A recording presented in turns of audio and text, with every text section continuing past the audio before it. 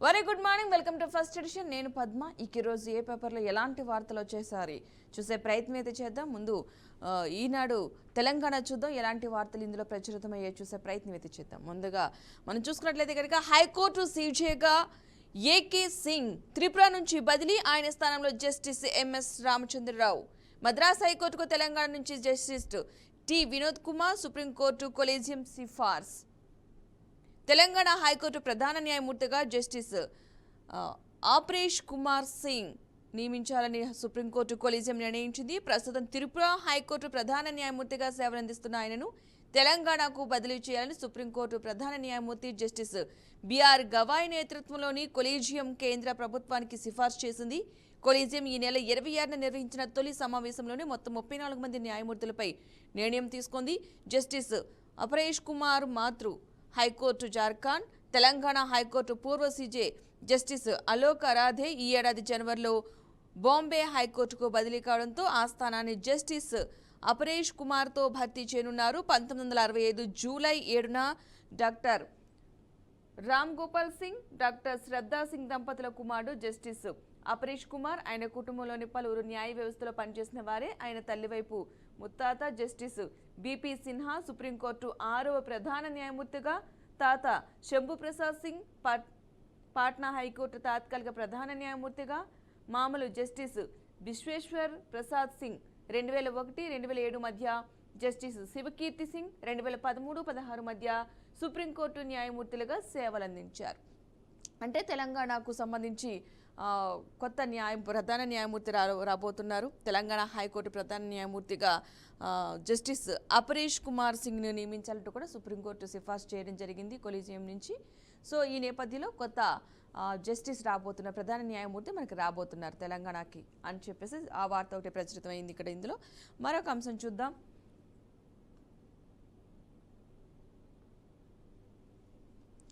Right, ఇక మరొక అంశం చూసుకున్నట్లయితే కనుక గ్రూప్ 1 అభ్యర్థులకు అన్యాయం చేస్తారు. నియామక పత్రాలు ఇద్దామనుకునే లోపు కోర్టులో కేసులు వేసి వారి నోటికాడ కూడు లాగేశారు.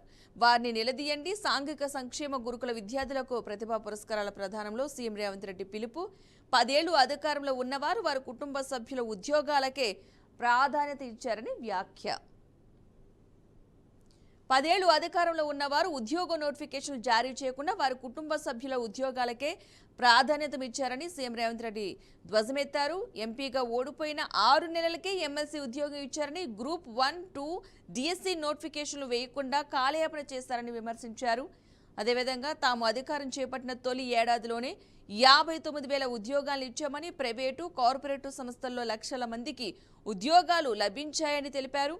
కిందటి సంవత్సరం ఎస్సీ గురుకుల విద్యాలయాల్లో చదివి ప్రఖ్యాత విద్యా సంస్థల్లో ఇంజనీరింగ్, మెడికల్ తదితర విభాగాల్లో సీట్లు పొందిన విద్యార్థులకు బుధవారం హైదరాబాద్లోని బాబు జగజ్జీవన్ రామ్ భవన్లో ముఖ్యమంత్రి ప్రతిభా పురస్కారాలను అందజేశారు. అనంతరం ఆయన మాట్లాడారు. అప్పటి ప్రభుత్వ హయాంలో ఉద్యోగాలు ప్రకటించండి, నిరుద్యోగులు ఆందోళన చేస్తే వివిధ స్కీముల ద్వారా రుణాలు ఇస్తాం తీసుకోనంటూ కూడా సలహా ఇచ్చారు. అంటే గత ప్రభుత్వ హయాంలో నిరుద్యోగులకు ఎలాంటి ఉద్యోగాలు కల్పించలేదు. కానీ ప్రస్తుత ప్రభుత్వం వచ్చిన వెంటనే 59,000 ఉద్యోగాలు కల్పించడం జరిగింది. సో ఈ నేపథ్యంలో లక్షల మంది ఉద్యోగ అవకాశాలు లభించడం జరిగిందంటూ కూడా వ్యాఖ్యానించడం జరిగింది. సో తెలంగాణ సీఎం రేవంత్ రెడ్డి ఈ వ్యాఖ్యలు అయితే చేయడం జరిగింది. దానికి సంబంధించిన అంశం ఇక్కడ ప్రస్తావించడం జరిగింది. రైట్, ఇక మరొక అంశం చూసే ప్రయత్నం అయితే చేద్దాం. ఇక్కడ వరి మద్దతు ధర 69 రూపాయలు పెంపు, రాగి పంటకు 596, కందికి 450 రూపాయలు పెరుగుదల, యథాతథంగా వడ్డీ రాయితీ పథకం కేంద్ర కేబినెట్ నిర్ణయం.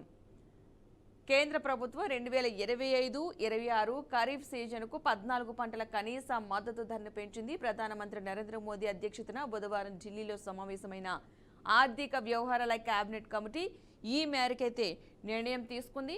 వరి సాధారణ రకం ధరను క్వింటాలకు 2,369గా, అదేవిధంగా ఏ గ్రేడ్ ధరను 2,389గా నిర్ణయించింది. గత ఏడాది కంటే ఇది 69 రూపాయలు ఎక్కువ. 2024-25లో పెరిగిన 117 రూపాయలతో పోలిస్తే 41.02% తక్కువ. ఈ సీజన్లో అత్యధికంగా నైగర్ సీడ్ ధర 820.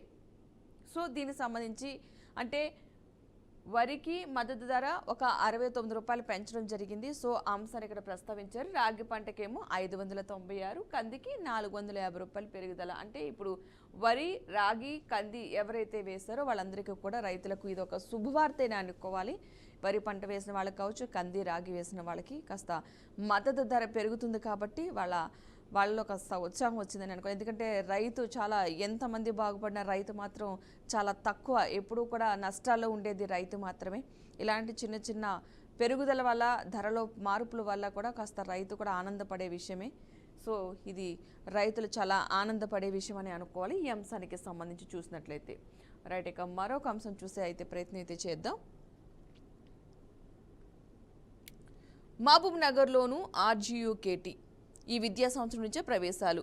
గ్రామీణ విద్యార్థులకు సాంకేతిక విద్యను అందించే లక్ష్యంతో ప్రభుత్వం మహబూబ్ నగర్లో కొత్తగా ఆర్జీయూకేటీని ఏర్పాటు చేసింది. ఆ మేరకు 180 సీట్లను కేటాయిస్తూ జీవో జారీ చేసింది. బాసరా ఆర్జీయూకేటీలో 1500 సీట్లు నూతనంగా ఏర్పాటు చేసిన మహబూబ్ నగర్ ఆర్జీయూకేటీలో 180 సీట్లకు నోటిఫికేషన్ కూడా విడుదల చేసింది. గతంలో ఇందులో 15% సీట్లకు తెలంగాణతో పాటు ఏపీ విద్యార్థులు దరఖాస్తు చేసుకునేవారు. ప్రస్తుతం మొత్తం సీట్లకు తెలంగాణ విద్యార్థులే దరఖాస్తు చేసుకునే అవకాశం ఉంది. సో విద్యా సంవత్సరానికి సంబంధించి కొత్తగా మహబూబ్ నగర్లో కూడా ఆర్జీయూకేటీని కూడా ఏర్పాటు చేయడం జరిగింది. అంటే గురుకుల పాఠశాల.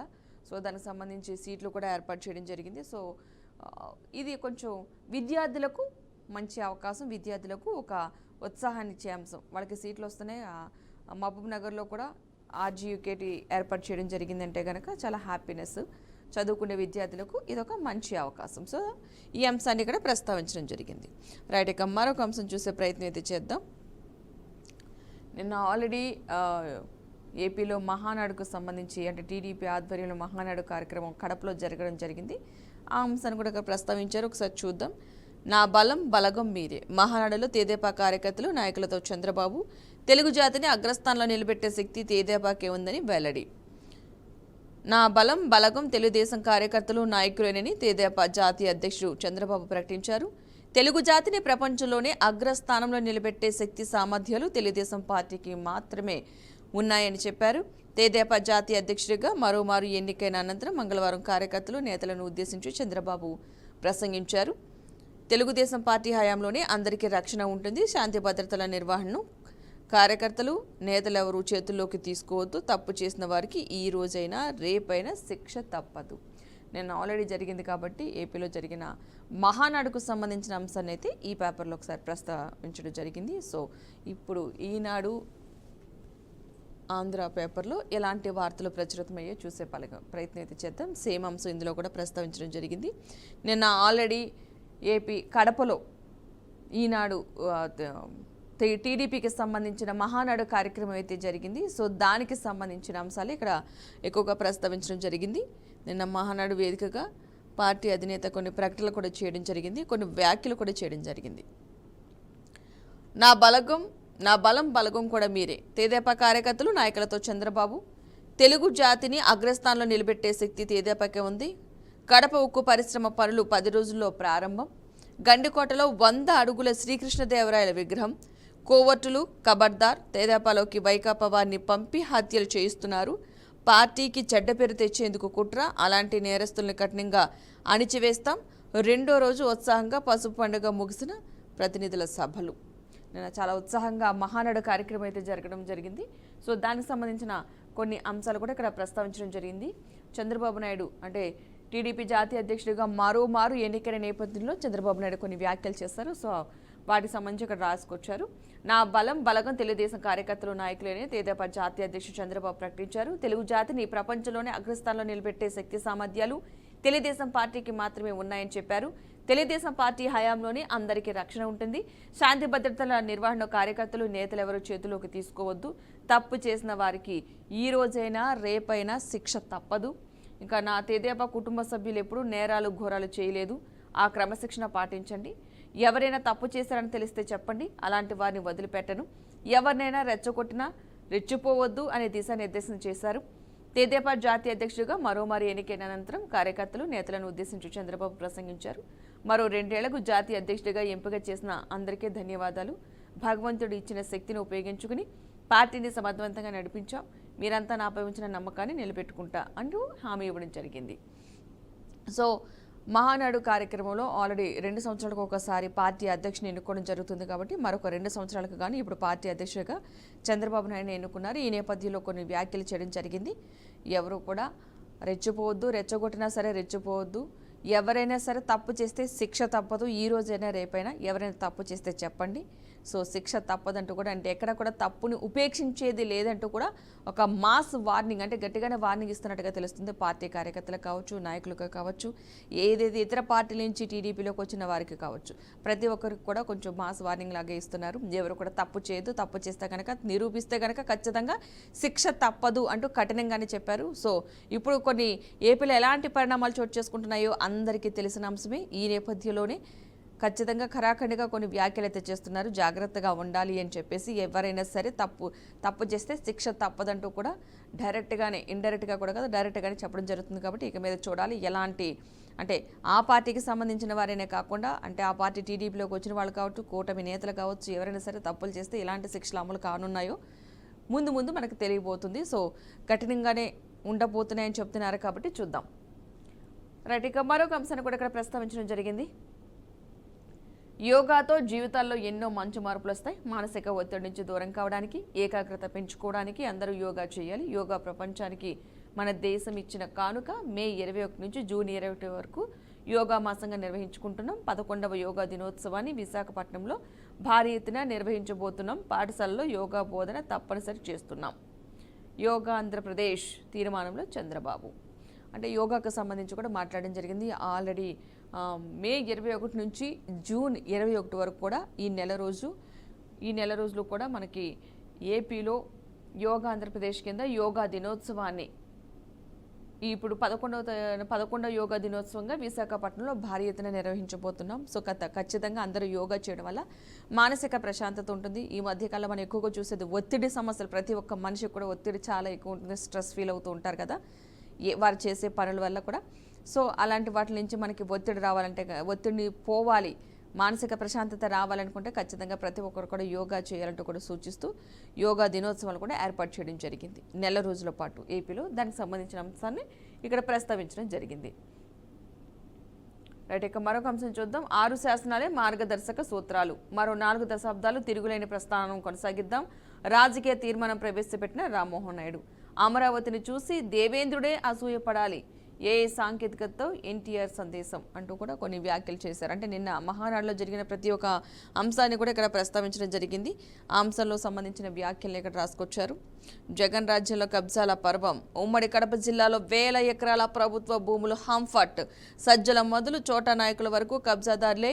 అటవీ పేదల అసైన్డ్ భూముల్ని వదలలేదు. ఒక్కొక్కటిగా స్వాధీనం చేసుకుంటున్న ప్రభుత్వ యంత్రాంగం. గత ప్రభుత్వ హయాంలో ఏవైతే భూములు కబ్జాకు గురయ్యాయో వాటన్నింటినీ కూడా ఇప్పుడు ప్రభుత్వం హ్యాండ్ ఓవర్ చేసుకోవడం జరుగుతుంది. కొన్ని ప్రభుత్వ భూములు మ్యాక్సిమం ప్రభుత్వ భూములు అన్నింటిలో కూడా కబ్జా చేసుకోవడం జరిగింది. కాబట్టి రీసెంట్గా మనం చూసాం సజ్జల సంబంధించి ఎలాంటి భూములు దాదాపు 63 ఎకరాల భూమిని కబ్జా చేసుకోవడం జరిగింది. సో దానికి సంబంధించి రికవరీ చేశారు. అలా ప్రతి ఒక్కటి కూడా ఎవరైతే ప్రభుత్వ భూములను కబ్జాలు చేశారో అవన్నింటిలో కూడా రికవరీ తీసుకుంటాం అంటూ చెప్పకనే చెప్తున్నారు. దానికి సంబంధించిన అంశాలు కూడా ఇక్కడ ప్రస్తావించడం జరిగింది. సలార్ సినిమాలో ఖాన్సార్ పేరుతో కల్పిత సామ్రాజ్యం ఒకటి ఉంటుంది. భారతదేశంలో భాగంగానే ఉన్న అక్కడ ప్రభుత్వ చట్టాలు, నిబంధనలు వంటివేవి చెల్లవు. ఖాన్సార్ను పాలించే ముఠా మాటే అక్కడ వేదం. వాళ్ళు చేసే అరాచకాలకు ఎవరు ఎదురు చెప్పరు, చెబితే బతకరు. 5 ఏళ్ల వైకాపా పాలనలో ఆ పార్టీ నాయకులు ఉమ్మడి కడప జిల్లాలో అలాంటి అరాచకాలే కొనసాగించారు. యథేచ్ఛగా భూ కబ్జాలకు పాల్పడ్డారు. 1000 ఎకరాల ప్రభుత్వ అటవీ అసైన్డ్ భూములు చెరబట్టారు. అధికారుల్ని మభ్యపెట్టి, భయపెట్టి, ప్రలోభపెట్టి తమ పేరిట రిజిస్ట్రేషన్లు చేయించుకున్నారు. వైకాపా ప్రభుత్వంలో సకల శాఖల మంత్రిగా చక్రం తిప్పిన ప్రభుత్వ సలహాదారు సజ్జల రామకృష్ణారెడ్డి, ఎమ్మెల్యే ఆకేపాటి అమర్నాథ్ రెడ్డి, బడా గుత్తేదారు, ఆ పార్టీ రాజ్యసభ సభ్యుడు మేడ రఘునాథ్ రెడ్డి వంటి నేతల ప్రభుత్వ భూములు ఆక్రమించి ఏకంగా ఎస్టేట్లు నిర్మించేసుకున్నారు. అప్పటి ప్రభుత్వ పెద్దలకు అత్యంత సన్నిహితులైన కొందరు నేతలు బినామీలు ముందు పెట్టి కబ్జాల పర్వం కొనసాగించారు. కొందరైతే వైకాపా నాయకులు చెరువుల్ని, శ్మశానాలను కూడా కబ్జా చేసేశారు. అక్కడ జరుగుతున్న అక్రమాల గురించి తెలిసిన 5 ఏళ్లు అధికారులు కన్నెత్తి చూడలేదు. కూటమి ప్రభుత్వం ఏర్పడ్డాక ఉమ్మడి కడప జిల్లాలో వైకాపా నాయకుల అక్రమాల పుట్టలు పగులుతున్నాయి. ఆక్రమణలో ఉన్న ప్రభుత్వ ఎస్ఎండ్ భూముల్ని జిల్లా అధికార యంత్రాంగం ఒక్కొక్కటిగా స్వాధీనం చేసుకుంటుంది. ఇప్పటి వరకు వెలుగులోకి వచ్చిన ఆక్రమణలు కొన్ని కూటమి ప్రభుత్వం మరింత లోతుగా దర్యాప్తు చేస్తే అక్రమాలన్నీ కూడా బయటకు వస్తాయి. గత ప్రభుత్వ హయాంలో ఎవరైతే పెద్దలు ఉన్నారో ఆ పార్టీకి సంబంధించిన వారు ప్రభుత్వ భూములను కబ్జా చేశారు, వారిపైన రిజిస్ట్రేషన్ చేయించుకున్నారు, అధికారులను బెదిరించి అవన్నీ కూడా వెనక్కి తీసుకొస్తాం. అందులో ఎవరెవరు మెయిన్ క్యాండిడేట్స్ ఉన్నారో వారి పేర్లు కూడా ప్రస్తావించడం జరిగింది. వారికి సంబంధించి ప్రస్తుతం వారి ఆధ్వర్యంలో అయితే ప్రభుత్వ భూములు రిజిస్ట్రేషన్ చేయించుకోవడం జరిగిందో వాటిని కూడా వెలికి తీసుకునే ప్రయత్నం చేస్తున్నాం అంటూ కూడా చెప్పడం జరిగింది. సో దానికి సంబంధించిన అంశాన్ని ఇక్కడ ప్రస్తావించడం జరిగింది. సో మొత్తంగా చూస్తే కనుక ఇక్కడ ఏదైనా ఏ ప్రభుత్వంలో అయినా సరే నాయకులు బాగుపడుతున్నారు, ఎవరు బాగుపడుతున్నారు అంటే ప్రజలకు ఎలాంటి న్యాయం జరుగుతుంది, అసలు ప్రజలు ఏం కోరుకుంటున్నారు, అసలు ఏం జరుగుతుంది అన్నది ఒక క్వశ్చన్ మార్క్ అయిపోయింది. గత ప్రభుత్వం అని చెప్పుకోవాల్సి వస్తుంది. గత ప్రభుత్వంలో ఈ అన్యాయాలు జరిగాయి, మరి ఈ ప్రభుత్వంలో వాటిని బయటకు తీసుకొస్తున్నారు అని అంటున్నారు. చూద్దాం, ప్రస్తుతానికి ఈ కూటమి ప్రభుత్వ హయాంలో నిజంగానే అన్యాయం జరగకుండా ప్రజలకు న్యాయమే జరుగుతుందా, ప్రజలు కోరుకున్నట్టుగా వారికి న్యాయమే జరుగుతుందా, లేదంటే గత ప్రభుత్వ హయాంలో జరిగిన అన్యాయమే మరలా జరుగుతుందా అన్నది ఒక క్వశ్చన్ మార్క్. చూడాలి ముందు ఎలాంటి పరిణామాలు రాబోతున్నాయో. సో ప్రజలు కూడా ప్రభుత్వ మార్పును కోరుకుని చేయడం జరిగింది కాబట్టి సో ఈ ప్రభుత్వ హయాంలో ఎలాంటి అంటే గతంలో ఈ ప్రభుత్వ హయాంలో ఎలాగుంటుందో తెలిసిందే. బట్ ఇప్పుడు గతంతో పోల్చుకుంటే ఇప్పుడు రోజులు మారాయి, మనుషుల మనస్తత్వాలు మారాయి, రాజకీయ పరిస్థితులు కూడా చాలా మారాయి, రాజకీయ నాయకులు కూడా చాలామంది మార్చుకుంటూ వచ్చారు, వాళ్ళ మనస్తత్వాలు కూడా మారాయి. గతంలో రాజకీయం అంటే ప్రజల కోసం ఏం చేస్తున్నాము, ప్రజలకి ఏం అందిస్తున్నాము, ఎలాంటి ఉపయోగం ఉంటుంది, చదువుకున్న స్టూడెంట్ దగ్గర నుంచి వ్యవసాయం చేసే రైతు వరకు కూడా ఉపయోగకరంగా ఉండేది. ఇప్పుడు రాజకీయం అంటే జస్ట్ ఆ రాజకీయ నాయకులకు మాత్రమే ఉపయోగపడే విధంగా కనిపిస్తుంది తప్ప ప్రజలకు ఏం ఉపయోగం ఉంటుందో తెలియట్లేదు. సో చూడాలి ముందు ఎలాంటి పరిణామాలు ఉంటాయో, ప్రజలు ఎలాంటి న్యాయం కోరుకుంటున్నారో అని వారు కోరుకున్నట్టుగానే నిజంగా న్యాయం జరుగుతుందా లేదా అనేది సో చూద్దాం. ఇలాంటి అంశాలు మాత్రం ప్రస్తావించడం జరిగింది. మరి కొన్ని అంశాలు ఇక్కడ ప్రస్తావించారు. రాష్ట్రంలో నైరుతి విస్తరణ అత్యంత చురుగ్గా కదులుతున్న ఋతుపవనాలు. ఆల్రెడీ మనకి ఏపీ, తెలంగాణలో కొన్ని రాష్ట్రాల్లో కూడా వర్షాలు పడుతున్నాయి. ప్రెసెంట్ మరొక 4 రోజులు కూడా ఇలాగే వాతావరణం ఉండే అవకాశాలు ఉన్నట్టుగా కూడా తెలుస్తుంది. అంటే మే నెలలో యాక్చువల్గా మనకి ఎండలు ఎక్కువ ఉంటాయి, కానీ మే నెలలో ఈసారి వర్షాలు చాలా ఎక్కువగా ఉన్నాయని అనుకోవాలి. రైట్, ఇక మరొక అంశం ఉంది. కమల్ హాసన్ వ్యాఖ్యలపై కన్నడిగుల ఆగ్రహం. కన్నడకు తమిళ భాష జన్మనిచ్చిందన్న నటుడు కమల్ హాసన్ ఒక వ్యాఖ్య చేయడం జరిగింది. సినీ నటుడు కమల్ హాసన్ అందరికీ తెలిసిందే. కన్నడకు తమిళ భాష జన్మనిచ్చిందన్న నటుడు. ఆ విషయానికి సంబంధించి కన్నడ వాళ్ళు చాలా ఆగ్రహం అయితే వ్యక్తం చేస్తున్నారు, ఈ వ్యాఖ్య కరెక్ట్ కాదంటూ. సో మరొక అమితమైన అనురాగంతోనే అలా అన్నట్లు వివరణ. నేను ఎక్కువ ప్రేమతోనే ఆ వ్యాఖ్యం చేశానంటూ కూడా కమల్ హాసన్ చెప్పడం జరిగింది. కానీ కన్నడిగులు మాత్రం చాలా ఆగ్రహం వ్యక్తం చేస్తున్నారు. తమిళ నుంచి పుట్టింది, జన్మనిచ్చిందని చెప్పడం కరెక్ట్ కాదు అని చెప్పడం వారి ఒక ఉద్దేశం. బట్ ఇది ప్రేమతో అన్నదే తప్ప నేను ఇది ఎలాంటి ద్వేషంతో, ఎలాంటి పాలిటిక్స్ రూపంలో అనలేదు అంటూ కూడా కమల్ హాసన్ రిప్లై ఇవ్వడం కూడా జరిగింది. ఆ అంశాన్ని ఇక్కడ ప్రస్తావించారు. మరొక అంశం చూద్దాం. శ్రీవాణి టికెట్ల జారీకి ప్రత్యేక ఏర్పాట్లు, నూతన భవనం సిద్ధం చేసిన టీటీడీ. తిరుమల తిరుపతి దేవస్థానానికి సంబంధించి శ్రీవాణి టికెట్ల జారీకి సంబంధించి ప్రత్యేక ఏర్పాట్లు కూడా చేశారు. దానికి సంబంధించి నూతన భవనాన్ని కూడా సిద్ధం చేశారంట. సో ఇది కొంచెం ఎవరైతే తిరుమల తిరుపతి దేవస్థానానికి వెళ్తున్నారో, తిరుపతికి వెళ్ళే వారందరూ కూడా ఇది ఒక మంచి శుభవార్తనే అనుకోవాలి. అంటే సెపరేట్ కౌంటర్, సెపరేట్ భవనం ఏర్పాటు చేయడం వల్ల కొంచెం రద్దీ తక్కువగా ఉంటుంది. ఎందుకంటే మనం గతంలో రీసెంట్గా కూడా చూసాం, ఈ టికెట్లు జారీ విషయంలో టికెట్లు బుక్ చేసుకునే టైంలో ఒక లైన్లో, క్యూ లైన్లో కొంచెం గందరగోళ పరిస్థితి, కింద పడిపోవడం, గాయాలు అవ్వడం, ఒకరి మీద ఒకరు తొక్కుకోవడం. సో ఇలాంటి సిచ్యువేషన్ ఒకేసారి ఇద్దరు కూడా చనిపోవడం కూడా జరిగింది. సో ఇలాంటివి కాకుండా సెపరేట్ భవనం పెట్టడం వల్ల ఏంటంటే వారు సెపరేట్ క్యూ లైన్ ఉంటుంది కాబట్టి ఎలాంటి ఇబ్బంది, అందరూ ఒకే లైన్లో ఉండడం వల్ల ఏంటంటే కాస్త తోసుకోవడం, అందరికీ టికెట్స్ కావాలంటే అందరూ ఆ వెంకటేశ్వర స్వామిని దర్శించుకోవాలని అనుకుంటారు కాబట్టి ఆ విధంగా కాస్త హడావిడిగా ఒకరినొకరు తోసుకోవడం వల్ల కూడా కొన్ని సంఘటనలు కూడా జరిగిన విషయాలు ఉన్నాయి. కాబట్టి కొన్ని అనుకోని సంఘటనలు కూడా జరుగుతున్నాయి. ఈ మధ్యకాలం మనం ఎక్కువగా చూస్తున్నాం, తిరుపతిలో చాలా విషయాలు జరుగుతున్నాయి. చిన్న అంటే మనం ఊహించని విషయాలు, ఇలా కూడా జరుగుద్దా, ఇలా జరగడం వల్ల కూడా ప్రాణాలు పోతాయి, అంటే గోడ కూలి చనిపోయిన వాళ్ళు ఉన్నారు, అంటే అది ఎక్స్పెక్ట్ చేయలేని అంశాలు. అలా కొన్ని విషయాలు జరుగుతున్నాయి. సో వర్షం పడి గోడ కూలడం, గోడ పడిపోవడం వల్ల మనుషులు చనిపోవడం అనేది చాలా బాధాకరమైన అంశం. చిన్న ఎక్స్పెక్ట్ చేయట్లేదు అవి ఈ మధ్యకాలంలో ఎక్కువగా వింటున్నాం కాబట్టి. సో ఇలాగా ఒక భవనాన్ని సెపరేట్ శ్రీవాణి టికెట్లకు సంబంధించి ఏర్పాటు చేయడం అనేది మంచి పరిణామం. సో కాస్త భక్తులకు కూడా చాలా ఊరటనిచ్చే అంశం అని అనుకోవాలి. మరొక అంశం చూద్దాం. ఇక మీద రిజిస్ట్రేషన్లకు ఆధార్ ఐచ్ఛికమే, డిగ్రీలో డబుల్ మేజర్ అమలుకు నోటిఫికేషన్ విడుదల. చిన్నగా మన షార్ట్ ఫామ్లో చూస్తున్నాం కొన్ని అంశాలు. ఇందులో 10 భారీ పారిశ్రామిక పార్కులు, రాష్ట్రంలో పీపీపీ విధానంలో అభివృద్ధికి తొలి ప్రతిపాదన, ఏపీ ప్రైవేటు ఇండస్ట్రియల్ పార్కుల పాలసీ కింద ప్రయోజనాలు, యుఓఐ జారీ చేసిన ఏపీఐఐసి.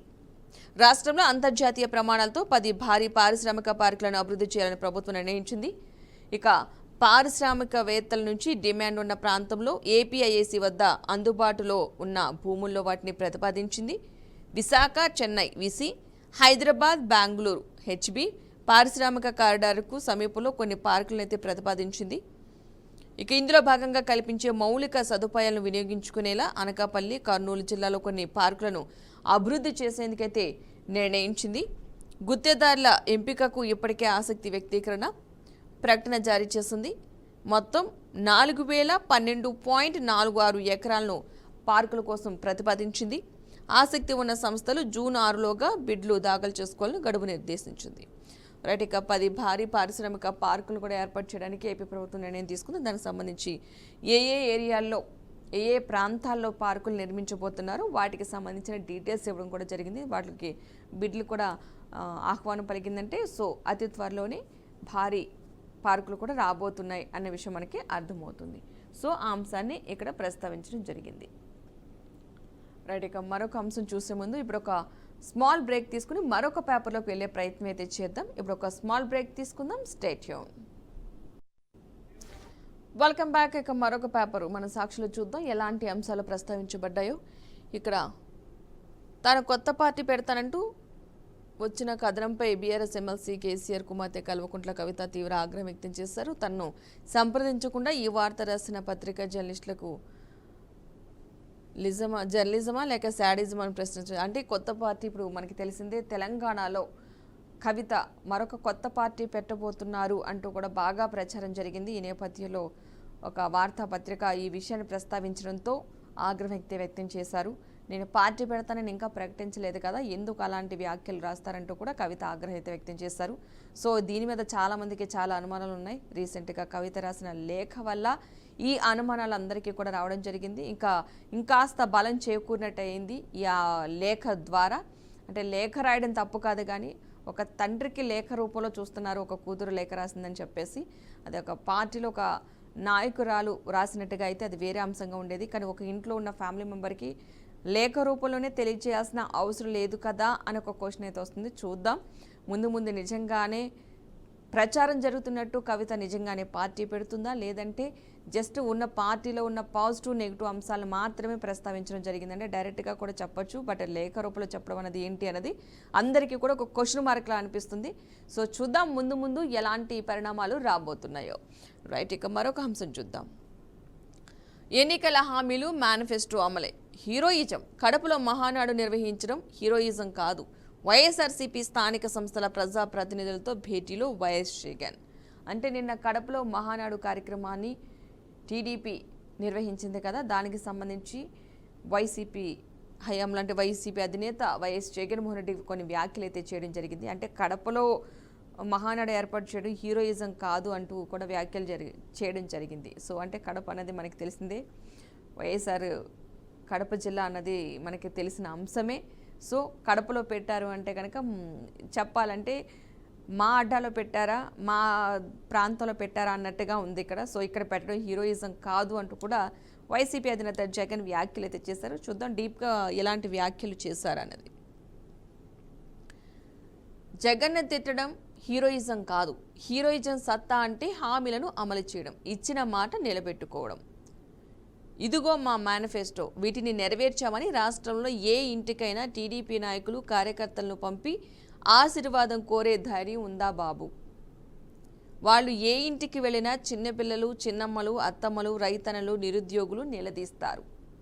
తల్లికి వందనం, ఆడబిడ్డ నిధి, 50 ఏళ్లకే పెన్షన్లు, అన్నదాత సుఖీభవ, నిరుద్యోగ భృతి ఏమయ్యాయని ప్రశ్నిస్తారు. సూపర్ 6 సహా హామీలన్నీ ఎగ్గొట్టి ప్రతి వర్గాన్ని బాబు మోసగించారు. మా పాలనలో ప్రతి ఇంటికి మంచి చేశాం, అది ప్రతి ఇంట్లో ఇంకా బ్రతికే ఉంది. ఇవాల్టికి ప్రతి గడపకు మా కార్యకర్తలు నేతలు తలెత్తుకుని గర్వంగా వెళ్ళగలరు, ప్రజల ఆశీర్వాదం పొందగలరు. కోవిడ్ విపత్తులోనూ సాకులు వెతుక్కోకుండా ప్రతి హామీని నెరవేర్చాం. ప్రశ్నించే గొంతుకలను నొక్కేసేందుకు రెడ్ బుక్ బెదిరింపులు జగన్ 2.0లో కార్యకర్తలకు అత్యధిక ప్రాధాన్యం. సో నిన్న జరిగిన వాటికి సంబంధించి మహానాడు ఏర్పాటు చేసుకున్నారు. బట్ ఇచ్చిన సూపర్ 6 హామీల అమల్లో విఫలమయ్యారు. ప్రజల దగ్గరికి వెళ్ళి మాట్లాడగలరా? ఇంటింటికి వెళ్ళి గడప గడపకు వెళ్ళి మాట్లాడగలరా? ప్రజల ఆశీర్వాదం తీసుకోగలరా? ఎందుకంటే ప్రజల దగ్గరికి వెళ్ళి అడిగితే కొన్ని ఆ సూపర్ 6 హామీలకి సంబంధించి వాళ్ళు అడుగుతారు కాబట్టి అవి ఏమయ్యాయని ప్రశ్నిస్తారు. కానీ మాకు అలా కాదు, మా ప్రభుత్వ హయాంలో మేము కోవిడ్ సమయంలో కూడా వాళ్ళకి సహాయం చేసాం, ఎక్కడ సాకులు వెతుక్కోలేదు, ఇచ్చిన అన్ని హామీలను నెరవేర్చాం, అది ఇంకా ప్రజల గుండెలో నిలిచే ఉంది, మాకెప్పటికీ ప్రజల నుంచి ఆశీర్వాదం ఉంటుందని చెప్పడం జరిగింది. సో ఒక ప్రతిపక్ష నేతగానే అనుకోవాలి. వైఎస్ఆర్సీపీ అన్నది మాట్లాడడం జరిగారు వైసీపీ అధినేత జగన్మోహన్ రెడ్డి. అంటే నిన్న జరిగిన మహానాడుకు సంబంధించి సూపర్ 6 హామీలు అమలు చేసి మాట్లాడండి అంటూ కూడా వ్యాఖ్యలు చేయడం జరిగింది. సో చూసాం కదా ఈరోజు ఏ పేపర్లో ఎలాంటి వార్తలు ప్రచురితమయ్యాయో. ఇది వాళ్ళ first edition. Keep watching BRK news Telugu సత్తా.